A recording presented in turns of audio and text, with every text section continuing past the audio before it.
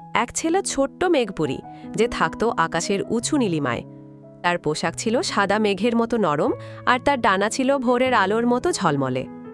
মেঘপুরীর কাজ ছিল আকাশে মেঘ তৈরি করা আর পৃথিবীতে বৃষ্টি নামানো, যাতে গাছপালা সতেজ থাকে। একদিন মেঘপুরী দেখল একটা ছোট গ্রামে খুব খরা হয়েছে। নদী শুকিয়ে গেছে, গাছপালা মরে যাচ্ছে, আর গ্রামের মানুষেরা খুব মন খারাপ করে আছে। মেঘপুরীর মনটা দুঃখে ভরে গেল। সে ভাবল, আমি ওদের সাহায্য করব। মেঘপুরী তার জাদুর কাঠিটা বের করল। কাঠিটা ছিল একটা ছোট তারার মতো উজ্জ্বল। সে তার কাঠিটা ঘুরিয়ে একটা মন্ত্র পড়ল। এসো মেঘ, এসো জল, পৃথিবী হোক সতেজ আর সচল।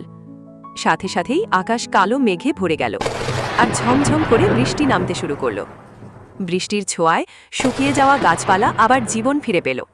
নদী ভরে উঠল জলে, আর মাঠে ঘাটে সবুজের সমারোহ দেখা দিল। মানুষেরা আকাশের দিকে তাকিয়ে হাসতে লাগল।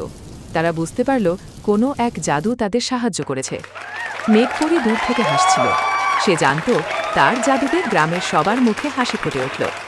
সে আবার উড়াল দিল আকাশের ঠিকানায়। মনে তার অনেক আনন্দ। মেঘপুরী মনে মনে প্রতিজ্ঞা করল, সে সবসময় পৃথিবীর সব প্রাণীকে ভালো রাখবে। গল্পটা ভালো লাগলে লাইক করো। আরও মজার মজার গল্প পেতে সাবস্ক্রাইব করে আমাদের সঙ্গেই থাকো।